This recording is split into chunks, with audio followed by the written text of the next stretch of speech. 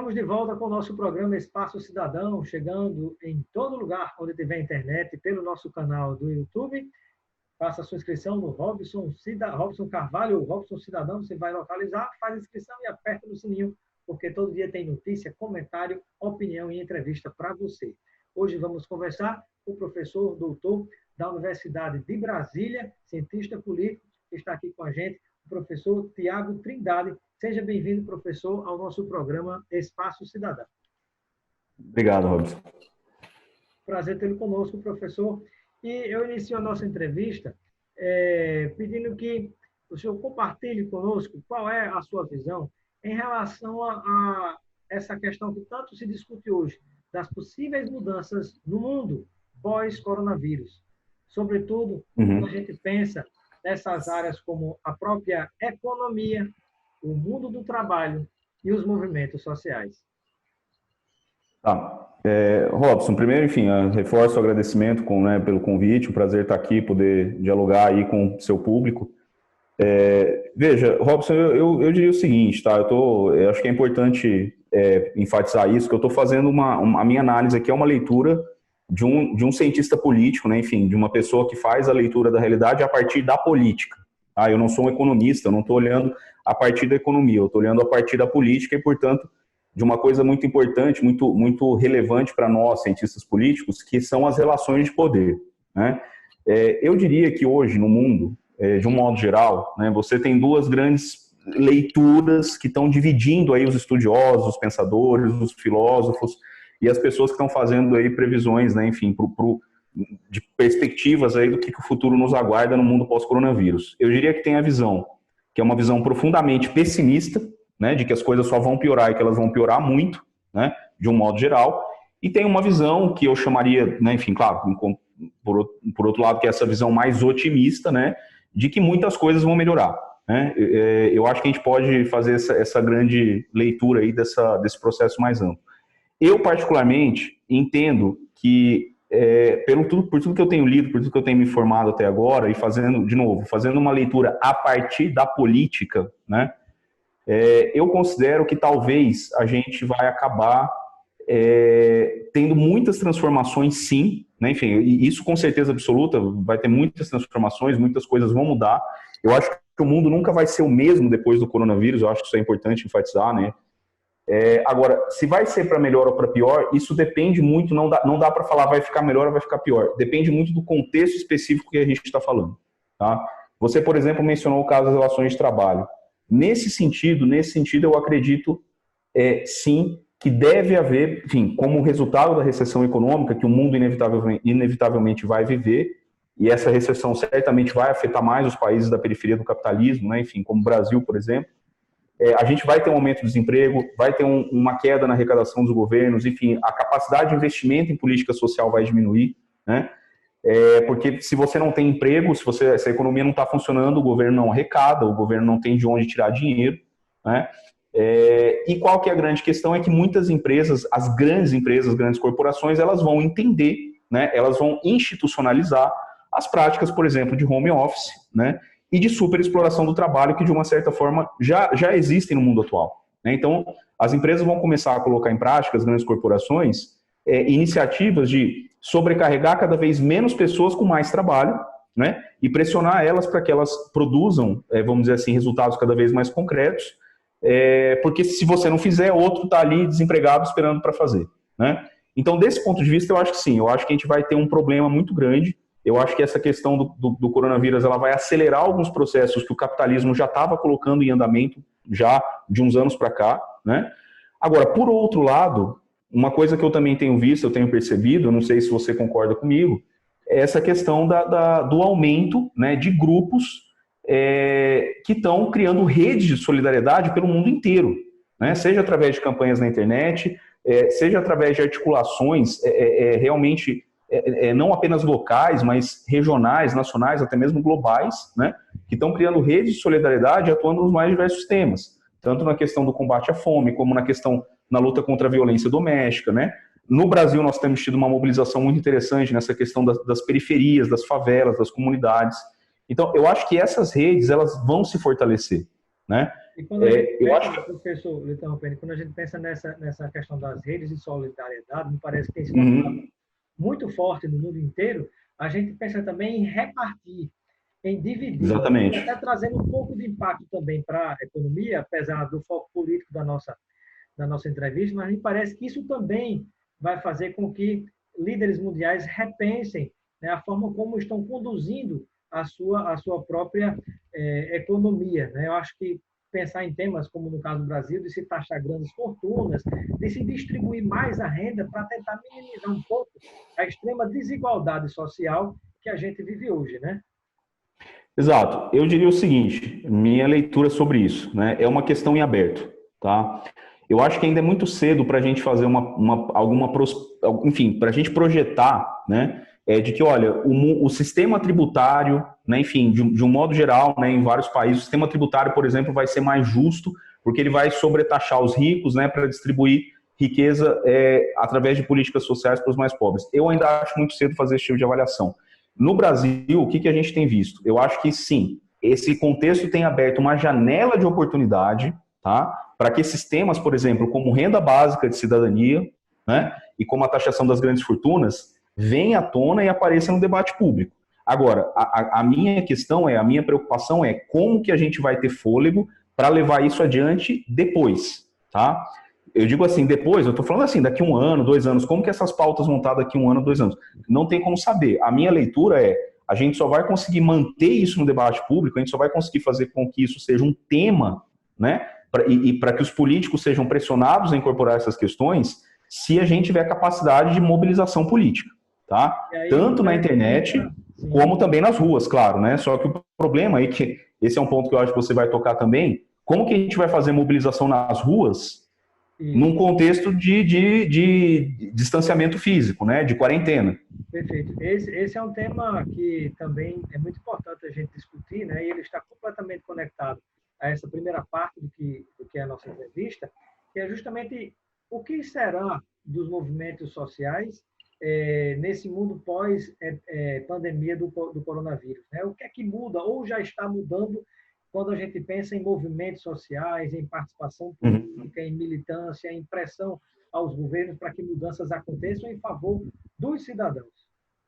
Ah, então, eu acredito o seguinte, eu acho que os movimentos sociais hoje vivem um contexto muito delicado, tá? Inclusive, você já tem algumas análises sobre isso. A universidade tem um instituto que chama Instituto Variações da Democracia, que é um instituto ligado à Universidade de Gotemburgo, na Suécia.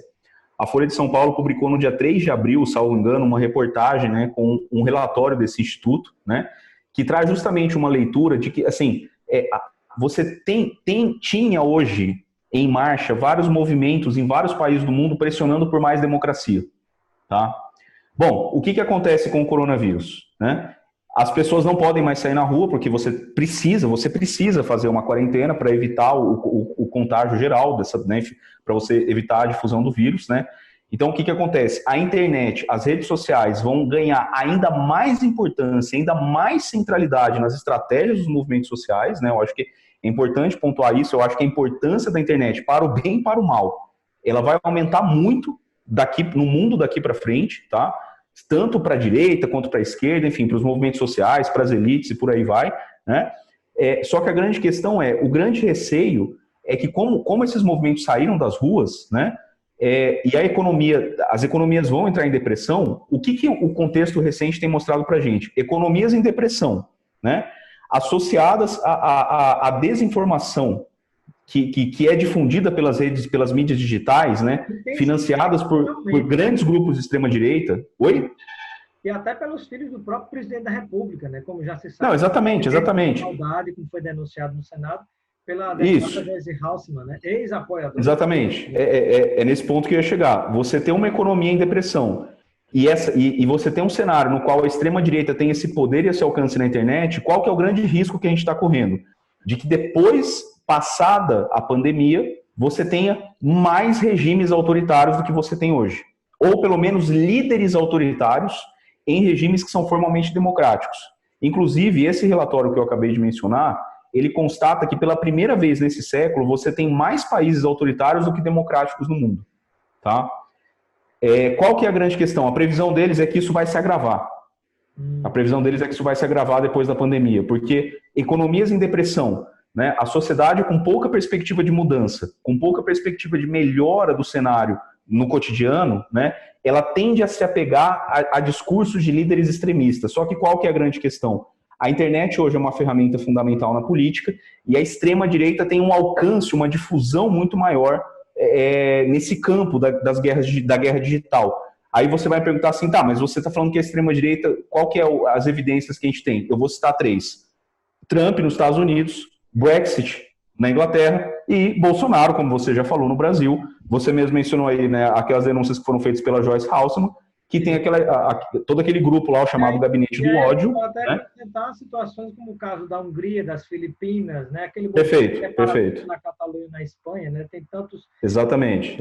Mostram, né? As pessoas que têm um poder aquisitivo e influenciam na internet, né? Isso aí gera muitos complicadores, né? Professor, Exatamente. E na sua visão, o que é que mais lhe preocupa quando a gente pensa nesse crescimento de regimes autoritários? Né? E até uma coisa muito importante a gente lembrar, né? Na história do mundo, na história política do mundo, a gente observa que, geralmente, né, na maioria das vezes, governos totalitários, governos autoritários, entraram nesses governos pelo caminho da democracia. Exatamente. Eles fizeram golpes e golpes e mais golpes, né, fazendo com que a democracia se acabasse de vez. Há esse risco no dia de hoje no Brasil? Olha, eu vou te dar o exemplo, a partir de um caso que a gente já falou, que é o caso da Hungria. Tá? O caso da Hungria é um caso que hoje, por exemplo, vários institutos de pesquisa mundo afora, tá? Vários analistas políticos, embora a Hungria seja formalmente uma democracia, não consideram mais a Hungria como uma democracia. Tá? E lembrando que o atual presidente, né, o Viktor Orbán, como você mesmo falou, ele chega ao poder não dando um golpe, ele não dá um golpe com um tanque na rua, enfim. Ele chega ao poder por meios legais, tá? Pelas vias eleitorais, né? Que foi o mesmo caminho, foi exatamente isso que aconteceu em 1933 na Alemanha, quando o Hitler vence as eleições, né, enfim, se torna presidente. E veja, dentro desse contexto, né, enfim, o que eu estou dizendo é assim, claro que formalmente, oficialmente falando, alguns países podem continuar sendo chamados de democracias, mas você vai ter cada vez menos liberdade, por exemplo, interna, para você fazer manifestações contra os governos, você vai ter um judiciário cada vez menos independente, você vai ter um judiciário cada vez mais submisso, vamos dizer assim, né, ao poder dos executivos, você vai ter uma imprensa. O que tem sido feito na Hungria, por exemplo? O governo tem feito uma verdadeira caça às bruxas, né, de todos aqueles setores críticos da imprensa, né, calando essas vozes, prendendo algumas, instituições de pesquisa de financiamento público, de financiamento privado, por exemplo, que eram contrárias ao governo da Hungria, foram expulsas da Hungria, ou expulsas, ou saíram, porque era um contexto completamente adverso. Então é um cenário no qual você vai gradualmente calando pouco a pouco os setores oposicionistas, até que você vai desidratando a democracia do ponto de vista concreto, porque uma democracia, a rigor, a democracia é um regime pensado para ter conflito, para ter discordância, para ter confronto. A democracia não é um regime pensado para as pessoas ficarem quietas. Tá? O silêncio e o consenso absoluto são traços do autoritarismo, não da democracia. Eu diria que a intenção do nosso governo hoje no Brasil é seguir o modelo da Hungria. Tá? Eu estou convencido disso. Se ele vai conseguir, se esse grupo vai conseguir, é outra história, eu não sei. Pois é. E aquilo que preocupa, né, já quase finalizando essa nossa entrevista, é que muita gente confunde a democracia com o regime do pode tudo. Exatamente. A democracia não é o regime do pode tudo. Sim, não, exatamente.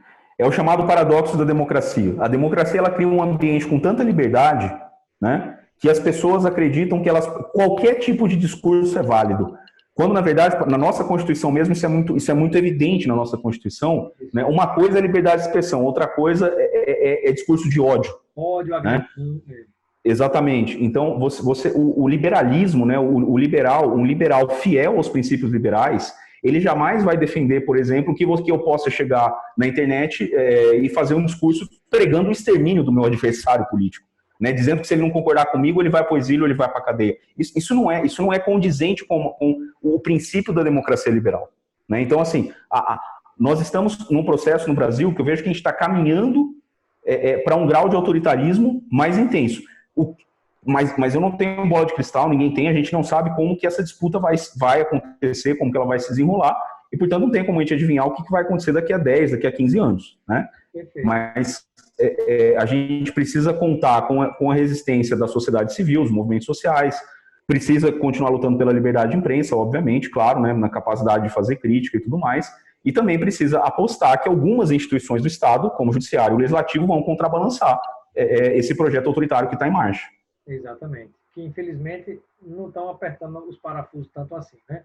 Exatamente. A rédea muito solta do Executivo. Bom, pessoal, nosso tempo, infelizmente, chegou ao fim. Quero agradecer a sua participação aqui no nosso Espaço Cidadão. Seja sempre bem-vindo, professor Tiago Trindade, doutor, professor de Ciência Política da Universidade de Brasília. Eu que agradeço, Robson. Um abraço para todo mundo aí. Até a próxima. Muito obrigado, professor.